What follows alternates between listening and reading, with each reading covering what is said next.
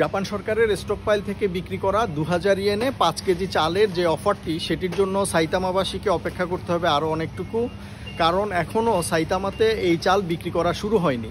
সরকার 1 June থেকে এই সরকারের স্টকে থাকা চাল 2000 ইয়েনে 5 কেজি বিক্রি করা শুরু করলেও সেটি শুধুমাত্র শুরু করেছে 5টি প্রভিন্সে, যার মধ্যে সাইতামা নেই। চিবা, টোকিও, ওসাকা সহ 5টি প্রভিন্সে এখন এই চাল বিক্রি হচ্ছে। আমরা এখানকার স্টাফের সাথে কথা বলেছি, ওনারা যেটা আমাদেরকে বলেছেন যে এই চালটি অলরেডি কেনা হয়েছে এওনের পক্ষ থেকে। আমরা এখন এওন মলে আছি, বাই দ্য ওয়ে।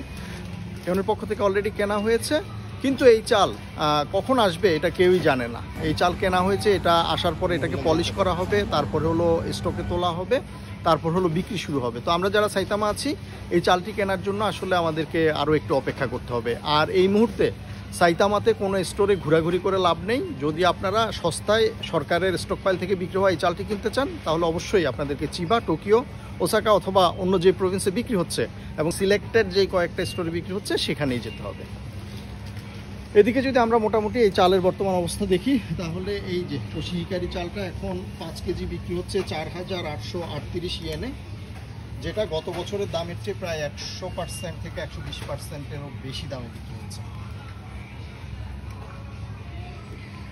এখানে কাস্টমারদের জন্য যে নোটিফিকেশন দেওয়া আছে, সেখানে বলা আছে যে চাল অলরেডি তারা সরকার থেকে কিনেছে সস্তায় বিক্রি করার জন্য 2000 ইয়েনের যেটা 5 কেজি। সেটা কখন আসবে তারা কিছুই জানে না। এটা একটা কমপ্লেক্স প্রসেস। চাল তাদের কাছে আসবে, সেটাকে হলো পলিশ করবে, এরপরে দোকানে তুলবে, এরপর বিক্রি করবে। তো এই জন্য এখনও কিন্তু সস্তা চালটা এখনও আসেনি। এখনও 4 থেকে 5000 ইয়েনে 5 কেজি চাল আমাদেরকে কিনতে হচ্ছে জাপান থেকে।